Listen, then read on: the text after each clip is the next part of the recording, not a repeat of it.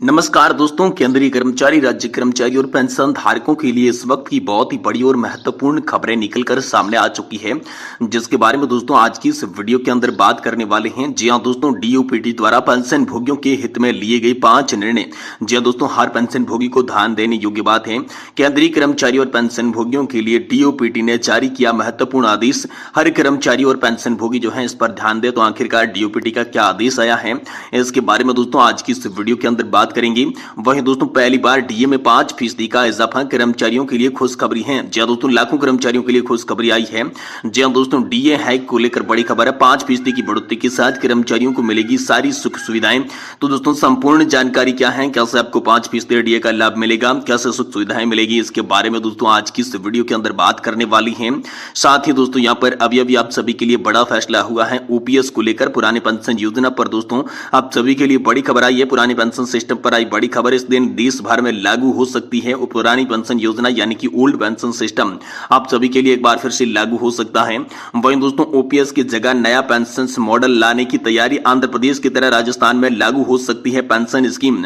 जी हां दोस्तों, ओपीएस की जगह नया पेंशन मॉडल लाया जाएगा। आंध्र प्रदेश के तर्ज पर 50% पेंशन लागू कर सकती है राजस्थान की सीएम भजनलाल की सरकार। दोस्तों इसको लेकर बड़ी खबर आ रही है, तो इसके बारे में भी आज की इस वीडियो के अंदर बात करने वाली है। यानी कि दोस्तों पेंशन और पेंशन धारकों से जुड़ी तमाम बड़ी खबरों की चर्चा आज की इस वीडियो के अंदर करने वाली है। इसलिए आप सभी से निवेदन करते हैं कि दोस्तों आज की इस वीडियो को आप लास्ट तक जरूर देखिएगा। साथ ही अगर हमारे चैनल पर पहली बार विजिट कर रही हैं तो दोस्तों हमारे चैनल को भी सब्सक्राइब कर दीजिएगा। तो चलिए बिना किसी देरी के वीडियो के अंदर खबरों का सिलसिला शुरू करते हैं। सबसे पहले बड़ी खबर की ओर चलते हैं दोस्तों। केंद्रीय कर्मचारियों और पेंशन भोगियों के लिए डीओपीटी ने जारी किया महत्वपूर्ण आदेश। हर कर्मचारी और पेंशन भोगियों के लिए ध्यान देने योग्य बात है। जी हां दोस्तों, डीओपीटी पेंशन भोगियों के लिए हित में यहाँ पर जो है समय समय पर महत्वपूर्ण आदेश जारी करता है। सभी पेंशन भोगी इन आदेशों के अवगत हो सके, इसके लिए महत्वपूर्ण आदेशों को यहाँ पर जो है दोस्तों हम आपको बताने वाले हैं, जो पेंशन भोगियों के लिए जानना बेहद जरूरी है। तो चलिए हर एक आदेश को यहाँ पर बारीकी से जान लेते हैं। जी हाँ दोस्तों, पहला है पीपीएफ में किसी भी प्रकार की छेड़खानी मंजूर नहीं होगी। जी हाँ दोस्तों, केंद्रीय पेंशन लेख कार्यालय में हाल ही में एक आदेश जारी किया गया था, जिसमें पेंशन भुगतान करने वाली अथॉरिटी को सख्त चेतावनी दी गई थी। जिसमें दोस्तों सीपीएओ ने कहा कि पेंशन भोगियों का ईपीपीओ जारी करने के बाद उसके ऊपर किसी भी प्रकार का हाथ से लिखा हुआ या फिर रीमार्क नहीं होना चाहिए। अक्सर क्या होता है कि रिटायरमेंट के दौरान ईपीपीओ जारी होने के बीच अगर किसी पेंशन भोगी को कुछ बकाया मिला हो तो उसकी एंट्री के रूप में पेंशन भुगतान करने वाली अथॉरिटी ईपीपीओ के हाथ में लिख सकती है। दोस्तों सीपीएओ के द्वारा इस प्रकार की कार्रवाई को गलत प्रैक्टिस बताया गया है। सीपीएओ ने कहा कि ईपीपीओ जारी होने के बाद किसी भी प्रकार की कोई भी छेड़खानी नहीं करनी है। ईपीपीओ के ऊपर किसी भी प्रकार से हाथ से लिखा हुआ रीमार्क नहीं होना चाहिए। इसको लेकर बड़ी खबर आई है। साथ ही दोस्तों पीपीएफ में होगा एरियर फिक्स मेडिकल अलाउंस का कॉलम। जी हां दोस्तों, केंद्रीय पेंशन लेख कार्यालय ने 6 मई 2024 को एक महत्वपूर्ण आदेश जारी किया था, जिसमें कहा गया था कि पेंशन भोगियों के ईपीपीएफ में एरियर फिक्स मेडिकल अलाउंस का कॉलम होना चाहिए। सभी पेंशन भोगी अथॉरिटीज को निर्देश दिया गया है कि ईपीएफओ में यहाँ पर जो है फिक्स मेडिकल अलाउंस और एरियर के कॉलम को सुनिश्चित करें, जिससे वह पेंशन भोगी अवगत हो सके कि उनको कितना एरियर मिला है, कितना मिलना बाकी है, साथ ही जान सके कि उनको कितना फिक्स मेडिकल अलाउंस हाल फिलहाल में मिल रहा है। वही दोस्तों पेंशन भोगियों का व्यक्तिगत रिकॉर्ड शेयर ना करें। जी हां दोस्तों, केंद्रीय पेंशन लेख कार्यालय ने हाल ही में एक आदेश जारी किया था, जिसमें कहा गया था कि पेंशन भोगियों का व्यक्तिगत रिकॉर्ड में रख रखाव की जिम्मेदारी विभाग की होती है। ऐसे में उनके रिकॉर्ड को किसी भी अज्ञात व्यक्ति के साथ शेयर नहीं किया जाए।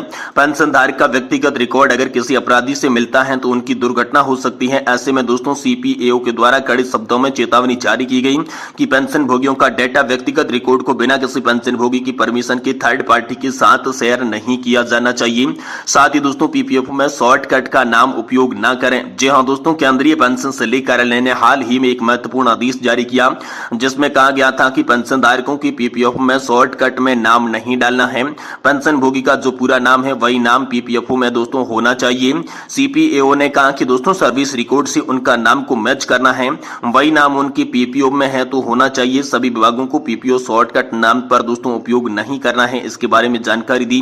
वही दोस्तों पेंशन भोगियों को दे पेंशन अदालत की जानकारी। जी हां दोस्तों, अक्सर सभी विभाग समय समय पर पेंशन अदालत का आयोजन करते हैं, लेकिन पेंशन भोगियों को इसके बारे में अवगत नहीं करवाती, जिसकी वजह से पेंशन भोगी इसमें भाग नहीं ले पाते हैं। उसी को देखते हुए केंद्रीय पेंशन सल्लेख कार्यालय ने आदेश जारी किया था, जिसमें कहा गया था कि विभाग जब भी पेंशन अदालत का आयोजन करेंगे तो पेंशन भोगियों को इसके बारे में अवगत करवाएंगे।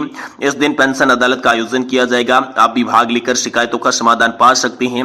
इसका ज्यादा से ज्यादा प्रचार प्रसार करेंगे ताकि पेंशन भोगी भाग लेकर अपनी समस्याओं का समाधान पा सके। वही दोस्तों अगली बड़ी खबर की बात करें तो आप सभी के लिए पहली बार डीए में 5% का इजाफा होने जा रहा है। कर्मचारियों के लिए खुशखबरी है। जी हां दोस्तों, लाखों कर्मचारियों के लिए खुशखबरी है। दोस्तों यहां पर 5% बढ़ोतरी के साथ कर्मचारियों को सारी सुख सुविधा मिलेगी, इसकी संपूर्ण जानकारी दे रही हैं। इसलिए दोस्तों डीए हैक को लेकर टुडे ब्रेकिंग न्यूज निकल कर आ रही है। दोस्तों आप लास्ट तक जरूर देखिएगा। देखिए दोस्तों, जैसा कि आप जानते हैं कि हमारे देश में महंगाई लगातार बढ़ रही है, ऐसे में महंगाई भत्ते की नवीनतम जानकारी रखना बहुत ही जरूरी है। आपकी जानकारी के लिए बता दें कि भारत सरकार ने महंगाई भत्ते में आखिरी संशोधन 31 जुलाई 2023 को किया था। न्यूज रिपोर्ट के अनुसार दोस्तों वर्ष 2024 में महंगाई भत्ता 2 बार लागू किया जाए। इस बार महंगाई भत्ता एआईसीपी इंडेक्स को ध्यान में रखकर लागू किया जाएगा। जैसा कि हमने आपको बताया कि त्रिपुरारी सरकार ने अपने कर्मचारियों का महंगाई भत्ता बढ़ाकर देने वाली है। हम आपको बता दें कि त्रिपुरारी मंत्री मानिक सिंह ने ऐलान किया है कि सभी सरकारों के अंतर्गत काम करने वाले कर्मचारियों की पेंशन प्राप्त करने से जनवरी 2024 से 5% महंगाई भत्ता बढ़कर दिया जाएगा। जैसा कि सभी को पता है कि 2023 में आखिरी महंगाई भत्ता लागू किया गया था, जिसमें वित्त आयोग ने 40% महंगाई भत्ते की दर लागू की थी, जिसके बाद दोस्तों 4% बढ़ाया गया और 50% महंगाई भत्ता आप सभी का हो चुका है। वही दोस्तों यहाँ पर आप सभी के लिए बड़ी खबर की बात करें तो पश्चिम बंगाल में भी महंगाई भत्ता 4% तक बढ़ चुका है। जी हाँ दोस्तों, पश्चिम बंगाल की सरकार ने महंगाई भत्ते में कर्मचारियों के लिए 4% की बढ़ोतरी की है। अब दोस्तों उनका भी जो है भत्ता यहाँ पर बढ़ चुका है। साथ ही दोस्तों अभी आप सभी के लिए पुरानी पेंशन योजना को लागू होने को लेकर बड़ी निकलकर सामने खबर आ रही है। जी हाँ दोस्तों, आज सिविल सेवक लगातार पुरानी पेंशन व्यवस्था को दोबारा लागू करने की मांग कर रहे हैं। इस मांग को ध्यान में रखते हुए कुछ राज्य सरकारों ने अपने राज्य में ओपीएस की शुरुआत की है। कर्नाटक सरकार भी शिक्षकों और सिविल सेवकों के लिए पुरानी पेंशन योजना के क्रियान्वयन की घोषणा में नवीनतम घटनाक्रम में शामिल हो रही है। इस घोषणा की कर्नाटक के शिक्षा मंत्री मधु बंपोरा ने की है। तो आइए इसके बारे में गहराई से जानते हैं। दोस्तों पुरानी पेंशन योजना का मतलब है सिविल सेवकों की सेवानिवृत्ति के बाद उनके वेतन का एक निश्चित हिस्सा पेंशन के रूप में मिलता है। ये पेंशन कर्मचारी को यहाँ पर जो है सैलरी अवधि और अंतिम वेतन पर निर्भर करती है। वर्तमान में नई पेंशन योजना है जहां पर सरकार और कर्मचारी दोनों का निश्चित योगदान भुगतान किया जाता है और सेवानिवृत्ति के बाद कर्मचारी को केवल इस फंड से आय प्राप्त होती है। तो इसको लेकर कर्नाटक सरकार की बड़ी घोषणा है। कर्नाटक की शिक्षा मंत्री मधु बंपरगा ने यहाँ पर घोषणा की है कि राज्य सरकार सरकारी स्कूल के शिक्षकों और कर्मचारियों के लिए पुरानी पेंशन योजना लागू करेगी। इसके अलावा राज्य के 500 नए सरकारी स्कूल भी खोले जाएंगे और मौजूद रिक्तों भरने के लिए 12,000 शिक्षकों की यहाँ पर नियुक्ति भी की जाएगी। तो कर्नाटक सरकार की ये बड़ी घोषणा की है। दोस्तों आप सभी को अब ओपीएस का लाभ मिलेगा। पुरानी पेंशन योजना को वापस लाने की मांग बढ़ रही है और कर्नाटक जैसे कुछ राज्य इसे लागू कर रहे हैं। हालांकि इससे फायदे और नुकसान दोनों ही हैं, लेकिन ये कदम सरकारी अधिकारियों की इच्छाओं में ध्यान रखते हुए उठाया गया। निकट भविष्य में दोस्तों राज्य सरकार इस दिशा में कदम उठा सकती है और आप सभी के लिए सभी राज्यों के अंदर एक बार फिर से पुरानी पेंशन योजना भी लागू हो सकती है। वही दोस्तों ओपीएस की जगह नया पेंशन मॉडल लाने की तैयारी। आंध्र प्रदेश की तरह राजस्थान में लागू हो सकता है पेंशन स्कीम। जी हां दोस्तों, राजस्थान की सीएम भजनलाल सरकार बड़ा ऐलान कर सकती है। यहाँ पर आंध्र प्रदेश मॉडल में जिस तरीके से 50% की पेंशन आप सभी को मिलती है, एक बार फिर से दोस्तों राजस्थान सरकार भी 50% पेंशन का मॉडल आप सभी के लिए अपना सकती है। इसके लिए दोस्तों यहाँ पर भजनलाल सरकार ने ऐलान किया है कि वो ओपीएस को बंद करने जा रही है, जिसके तहत जीपीएस सिस्टम यानी कि दोस्तों गारंटीकृत पेंशन सिस्टम लाने जा रही है, जो कि बिल्कुल ही आंध्र प्रदेश के मॉडल पर आधारित होगा। आपका कंट्रीब्यूशन एक तरफ से लिया जाएगा, वही दूसरी तरफ दोस्तों आप सभी को 50% जो है सैलरी की पेंशन आप सभी को दी जाएगी। ये जल्द ही बड़ा ऐलान राजस्थान में लागू हो सकता है। लेकिन ये तमाम जो बड़ी खबरें हैं ये हाल फिलहाल में मीडिया रिपोर्ट्स के आधार पर निकल कर आ रही है। अभी तक सरकारी तौर पर कोई भी आधिकारिक बयान या फिर आधिकारिक प्रपत्र इसके बारे में जारी नहीं हुआ है। पेंशन और पेंशन से जुड़ी जैसे ही कोई बड़ी खबर होगी हम आपको इसी चैनल के माध्यम से तुरंत देने की कोशिश करेंगे। इसीलिए आप सभी से निवेदन करते हैं कि दोस्तों वीडियो को आप यहाँ पर लाइक कर दें और चैनल को सब्सक्राइब कर दें।